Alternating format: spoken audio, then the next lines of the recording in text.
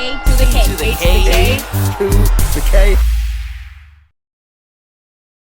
Coming at you quicker than a John Moxley blade job, it's time for the Rapid Roundup. Smackdown kicking off the show. Paul Heyman reveals Roman is going to take on LA Knight at Crown Jewel. He says Roman is going to smash him when suddenly LA Knight's music hits, and he says there's a contract signing next week, and Paul had better make it clear to the tribal chief whose game this is.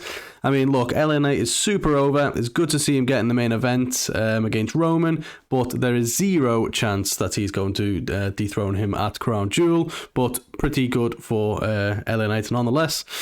Moving on from this, Montez Ford defeats Santos Escobar. After the match, he and Angelo Dawkins beat him down, but Carlito makes the save with a steel chair in hand.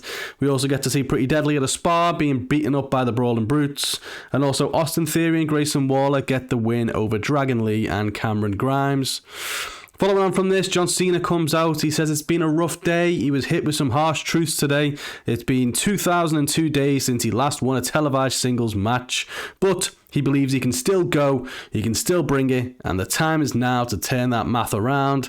And he said there's going to be a rough night for the next idiot who comes down that ramp, and that idiot is Solo Sikoa. Cena starts beating him up, but then Jimmy comes on and hits him with a super kick until a masked man pulls Jimmy out and beats him up, and it turns out to be Jay. Security come out, and basically Cena is left posing in the ring. We find out backstage Nick Aldis is actually fining Jey Uso $10,000, and he has him and Adam Pearce escorted away from the building.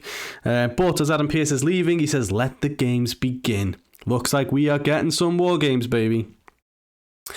Following on from this, Logan Paul says he's already beat Rey Mysterio. Last time he beat him, Dominic was still his son. Roman Reigns used to show up for work, and LA Knight didn't even have a job. But he's not here for Rey, but Rey does have something he needs, the US title. Rey comes out, he says he reminds him a little bit of his son. They've got natural ability, both got passion, incredible career ahead, and they both got a big mouth. But when he had to fight his own son, he was reluctant, but he's not going to hesitate to whip Logan's ass. And the two of them shake hands ahead of that title match, which is now official for Crown Jewel.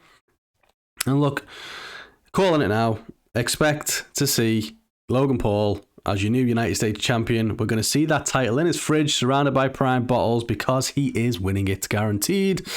Moving on from this, in the main event, Io Sky defends the title against Charlotte. As per usual, Damage Control get involved, and Io ends up hitting Charlotte with the belt to score the win. After the match, they start beating Charlotte down until Bianca Belair makes her return and makes the save. And look, I'm happy Bianca's back, but look, we need a Bianca Belair heel turn so badly.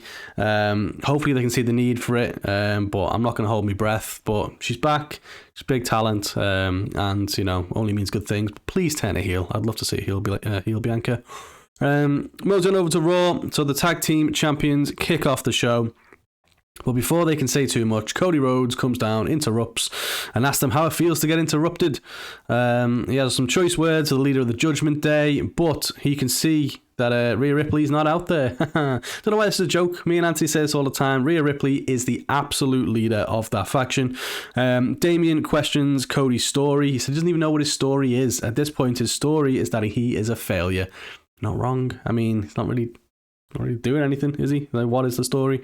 But Rhea and Dom show up from behind, and they've basically got Cody surrounded until Jay comes out, takes out Dom, and everyone brawls. JD McDonough gets involved too, but ultimately they end up wrapping a chair around Cody's ankle and smash it with another chair, and then everyone comes out as Cody is seemingly selling a broken ankle. Apparently Cody's story is to break every single bone and tear every single muscle in his fucking body, because another one. First it was his arm, the Brock thing, and then he's had his pec, now his ankle. Like, come on.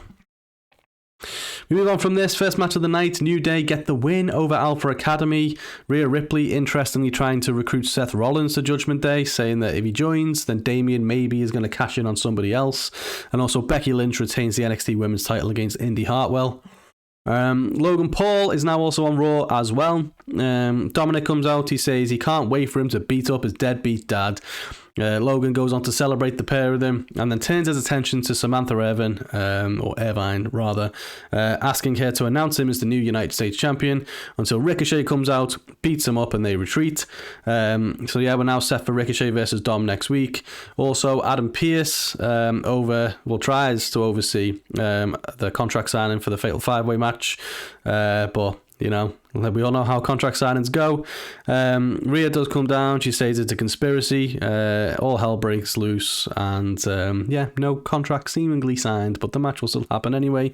And Johnny Gargano gets his first win over Giovanni Vinci. A couple of times now where it's like, is Giovanni the weaker link in here? So who knows what this means for Imperium.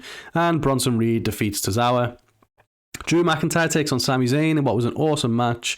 Rhea Ripley, interestingly, comes down, jumps on the apron, just as Sami was going for the haluva kick, and the distraction allows Drew to hit the Claymore for the win. Drew leaves the ring and walks right past her, doesn't even look at it. So interesting all around there. We also got Chelsea Green and Piper Niven taking on Natalya and Nikki Cross, but Nikki is staring into space throughout the whole match and walks out, leaving Natalya on her own, and allows Chelsea and Piper to get the win. Also, Nick Aldis and Adam Pearce's tensions continue. Nick Aldis tries to bury the hatchet, but he's also found speaking to some Raw talents, trying to convince them to jump ship. They've brought in these two GMs, they're getting them already, kind of a bit of animosity there. So it seems like we're getting brand warfare at Survivor Series, but I just hope there's more at stake than the whole kind of, we love Raw, we love SmackDown, because let's be honest, is there any brand loyalty? Most of these people are on both shows as it is, and half of them are just getting traded all the time and stuff. So yeah, I want it to be more than just brand supremacy. I'd like some actual stakes for each brand would be good. Main event, Jey Uso takes on Damian Priest. Finn Balor gets involved, ultimately allowing Priest to score the win. A bit of a theme going on a lot in WWE matches at the moment. They attempt to go after Jey's ankle, similar to what they did to Cody, but Cody's music plays and he hobbles himself down the ring, gets the upper hand, and just as he puts a chair on Damian Priest's ankle, Balor pulls him out of the ring. That's how we end Raw. Moving over to AEW. Jay White defeats Penta to kick off the show after the match. Jay says he's the real world champion, unlike MJF. Juice Robinson says he's winning the Dynamite Dozen Battle Royal.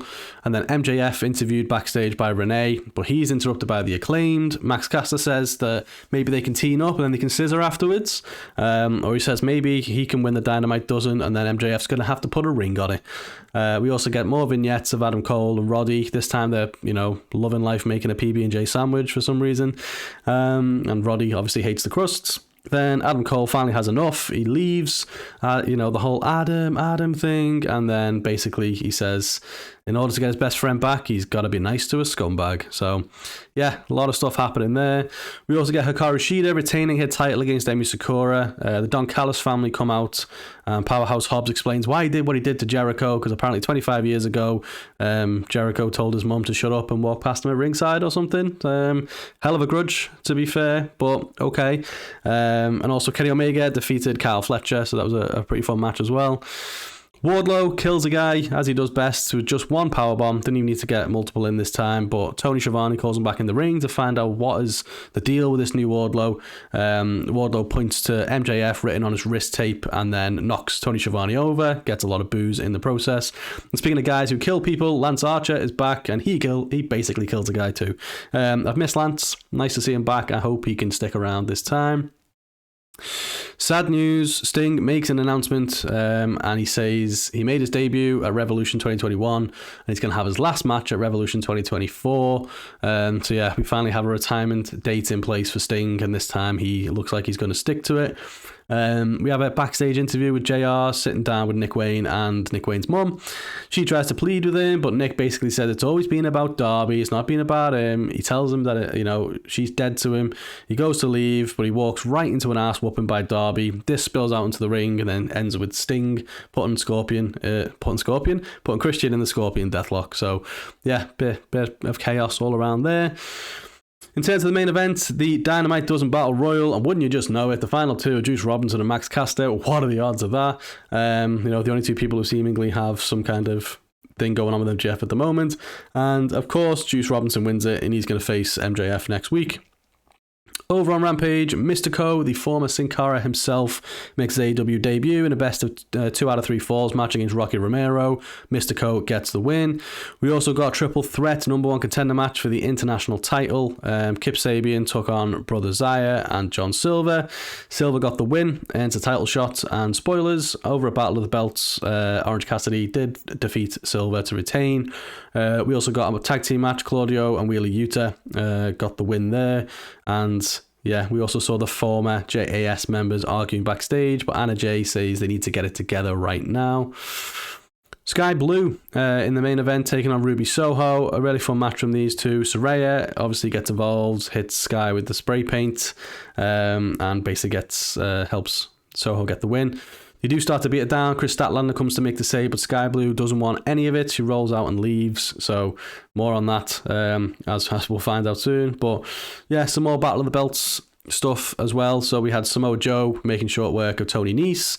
After the match, he calls out MJF as well. Everyone's coming for MJF in the world title.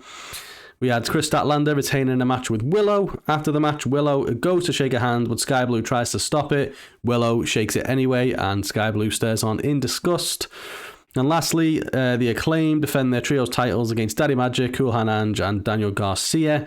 They retain, and once again, we get a Battle of the Belts where 0 belts change hands. Kind of pointless, don't you think? But hey ho. Which takes us to Collision. We open the show with a dream match, according to Tony Khan, even though I think we've already had it on a random episode of SmackDown, but it was a good match. Danielson taking on, God, what's his name? Andrade, that's the guy. But the lights go out after the match, and Malakai Black is back, and he hits a black mass on Danielson, knocking him out. And the BCC come out again to make the save. The lights go out, but when they come back on again, he's gone. So yeah, Malakai is back. Then we get Sky Blue taking on a debuting Hollywood Haley without the J for some reason. But obviously you may have seen it on the Netflix series Wrestlers. There's obviously a big talent down in OVW, so nice to see her on Collision. We also got the Guns defeating the Beverly Brothers, the Outrunners. Come on. After the match, Bullet Club Gold is celebrating when the lights go out again. Skipped ahead on the images there, but yeah, the lights go out again. Tony needs to pay the electricity bill because it's getting ridiculous, but we do see MJF's devil mask appear on the screen, but is it him? Is it someone else? We don't know, but the Bullet Club look a bit spooked. For some reason, we get some other interesting stuff. We get some kind of street fight thing with Jeff Jarrett, the guy who's had the most AEW matches this year. Why? Against Eddie Kingston. Miro batters Action Andretti while CJ Perry looks on. And the lights go out again as FTR are set to do battle. This time Malakai Black appears with the rest of the House of Black and they beat down FTR. So in the main event, we get Claudio and Yuta challenging for the AEW tag team titles against Ricky Starks and Big Bill, because that's main event caliber apparently. Champions do retain. After the match, House of Black beat down the Blackpool Combat Club now. Danielson comes out as well as a returning Jon Moxley. They overpower them. House of Black leave and basically leave Ricky Starks in the ring to get his ass handed to him. And that's pretty much the show. I don't know, AEW feels a little bit directionless for me at the moment. On the one hand, it's cool to see everybody coming after MJF and the world title. Makes it feel hella prestigious. On the other hand, I don't know, everything just kind of feels a little bit messy at the minute. And then you've obviously got the Adam Copeland thing where he's kind of made his debut, and then he's kind of like, well, I'm not going to beat up Christian. So well, what are you doing then? Was he even on the show this week other than a sit-down interview? So yeah, weird. Not really sure where it's going, but hopefully it picks up. But yeah, what do you think of the shows this week? Let us know in the comments, and we will catch you on the next one.